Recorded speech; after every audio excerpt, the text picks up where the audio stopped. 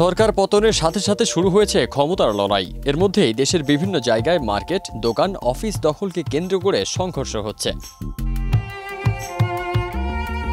এবার কুষ্টিয়ার Daulatpur sub registrar অফিসে চাঁদাবাজির দখলকে কেন্দ্র করে বিএনপির দুই গ্রুপের সংঘর্ষ হয়েছে। এই ঘটনায় অন্তত ৮ জন আহত হয়ে উপজেলা স্বাস্থ্য কমপ্লেক্সে ভর্তি আছেন। গত ৪ সেপ্টেম্বর দুপুরে দৌলতপুর উপজেলা বাজার চত্বরে এই ঘটনা ঘটে।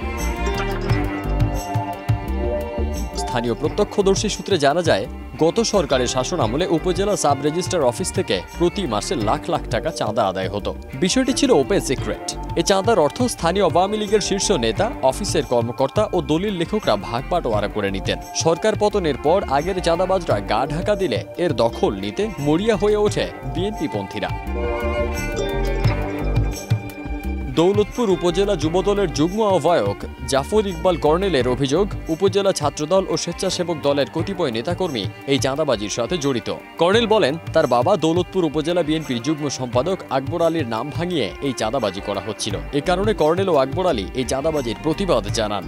বিষয়টি শেষ পর্যন্ত উপজেলা বিএনপির শীর্ষ নেতাদের কাছে পর্যন্ত গড়ায়। কর্নেল জানান, এরপর দলের শীর্ষ নেতারা নিজেদের মধ্যে আলোচনা করে বিষয়টি সমাধানের নির্দেশ দেন। জানা গেছে, গত ৪ সেপ্টেম্বর সকালে দৌলতপুর উপজেলা বাজারে স্থানীয় বিএনপির কার্যালয়ে বৈঠকে বসেন উভয় পক্ষ। পরে কথা কাটাকাটির এক পর্যায়ে রেজিস্ট্রি অফিসে চাঁদাবাজিতে অভিযুক্ত উপজেলা ছাত্রদলের আহ্বায়ক মাসুদুজ্জামান রুবেলের নেতৃত্বে মিলন, হিমেল সহ ২০-২৫ জন জাফর ইকবাল কর্নেল ও তার সমর্থকদের উপর হামলা চালায়। হামলাকারীরা লাঠিসোঁটা দিয়ে তাদের বেধড়ক পেটায়। এ সময় হামলার শিকার হন উপজেলা বিএনপির যুগ্ম সাধারণ সম্পাদক বয়োবৃদ্ধ নেতা আকবর আলী। এতে দৌলতপুর উপজেলা যুবদলের যুগ্ম আহ্বায়ক ৩২ বছর বয়সী জাফর ইকবাল কর্নেল ও তার অনুসারী মাসুদ পারভেজ, কৌশিক ও রতন সহ কমপক্ষে ৮ জন আহত হন। গুরুতর আহত কর্নেল, মাসুদ পারভেজ, কৌশিক ও রতনকে দৌলতপুর উপজেলা স্বাস্থ্য কমপ্লেক্সে ভর্তি করা হয়েছে।